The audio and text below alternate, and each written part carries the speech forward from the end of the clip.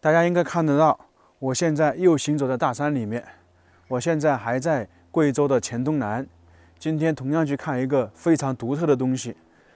什么叫大山深处？就是这个样子的。如果这里不是景区，修建了一条这样栈道，旁边就跟走进到原始森林当中。贵州这边其实大山也很多的，这里好多这种奇怪的洞穴。我们上去看看到底有什么。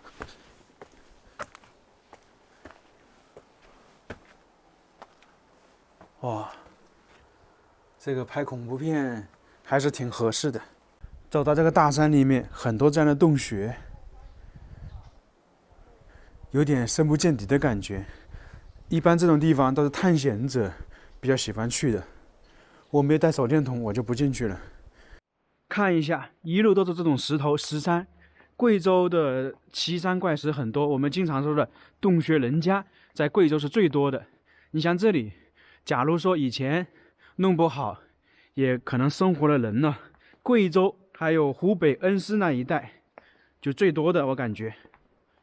前方那个地方就是我们今天来的主人公天生桥。说到是桥，那么下面自然是有河流的，看看是否真的如此啊？哇，壮观呢，很气派。这是一座天然的石桥，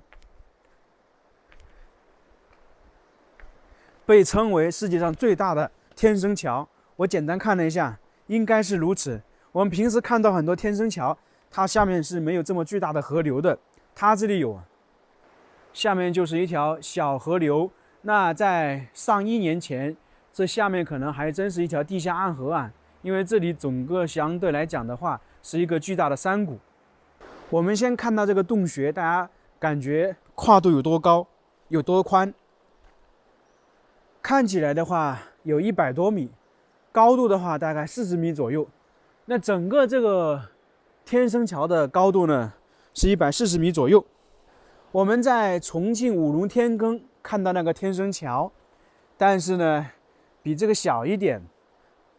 因为很多地方都说是最大或者最长，但是这个是我迄今为止见过最壮观，也是最大的一个天生桥。我们经常说的小桥流水，就是在这种场合。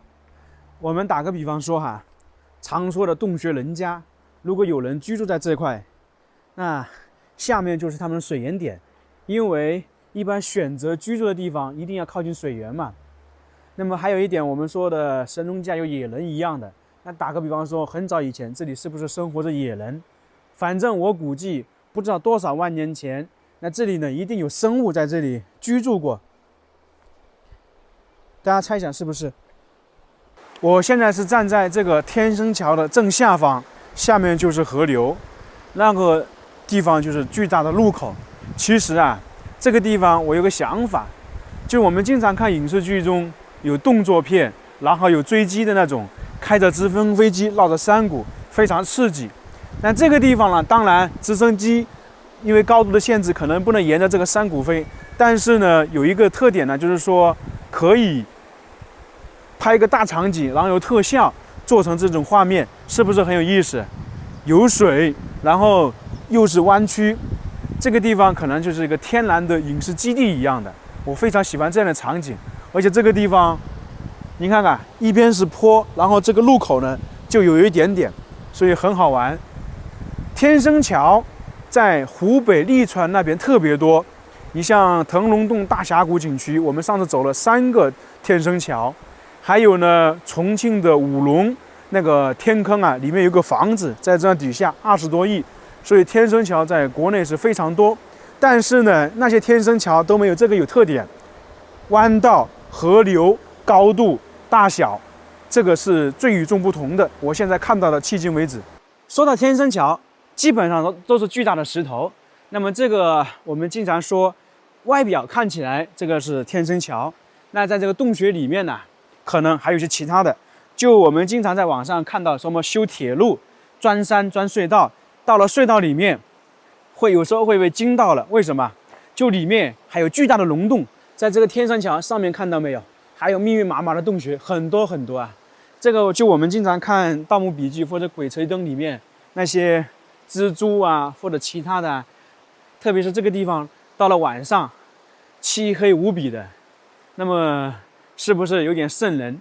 那这个地方晚上一般大家都没有来的，也不会有人来，因为会害怕。那这边就是另外一个出口，看到没有？巨大无比的石头都在这里。那么其实很明显，这个石头不知道存在了多少年，因为你看起来不像上面掉下来的，那可能就是当年大自然地壳运动变化的时候形成这个样子。那么这些天生桥怎么形成的，原理是什么？估计呢还没几个人搞得清楚。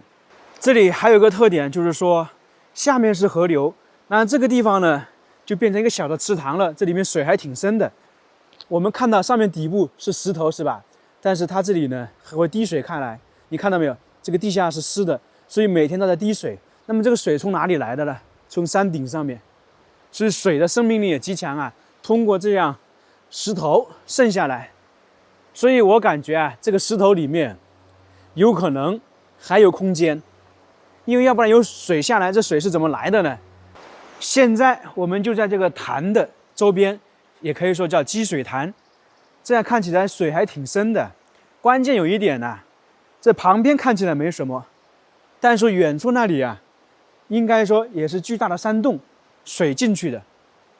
我们在这边看一下这个天生桥的入口，那水流全部是从那里流出去的，那里相当于是一个水坝一样的，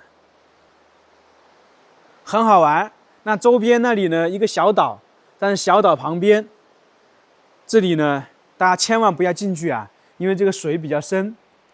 那还有一个比较好玩的意思啊，就是我们经常看《盗墓笔记》或者其他那些电影啊，从这里入口准备去探险的时候，那这里搞了一个小船，那么开始呢，从这些积水潭一直里面探索，特别是晚上漆黑无比的时候，那是不是非常有意思？所以我们刚才说这些地方呢，晚上是肯定不要来的，天黑之前必须出去，没有几个人的胆子有这么大，在深山老林里面。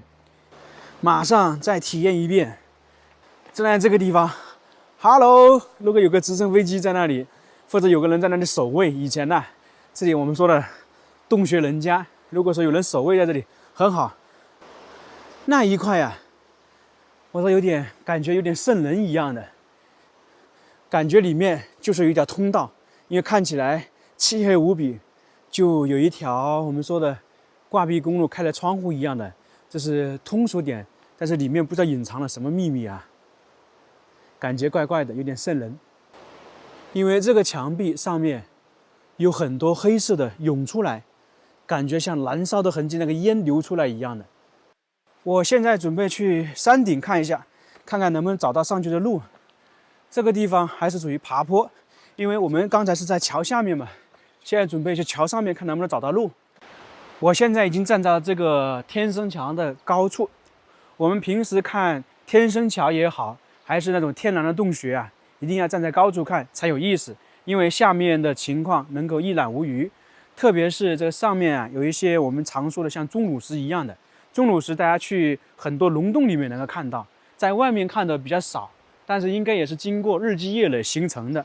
所以说很多东西啊，大自然的魅力是无法想象的。然后这个天生桥啊，在这里看的话，空间是最大的，最有立体感。我刚才看到了，也有几个游客过来参观了，因为这个地方呢属于大山深处，来游玩的人不是太多，它这里也是收门票的，15块钱。现在是在爬山，这个天生桥我们说的有上下两部分吧，一个是下面的河流，还有一个是底部。一般桥下面都是河流，那么我们去桥顶上面走一走，那么就是要爬到这个山的顶部去，上面就是这个天生桥的底部，然后在这个侧边呢，还有一个小的天生桥。只要出现天生桥的地方啊，一般都不止一个，有很多个，大大小小的都有。我现在在这个天生桥的顶部啊，大家看到没有？4多的树林。我本来想看一下天生桥两边的情况了，但是由于在山顶树木看不见，那我们就准备下去了。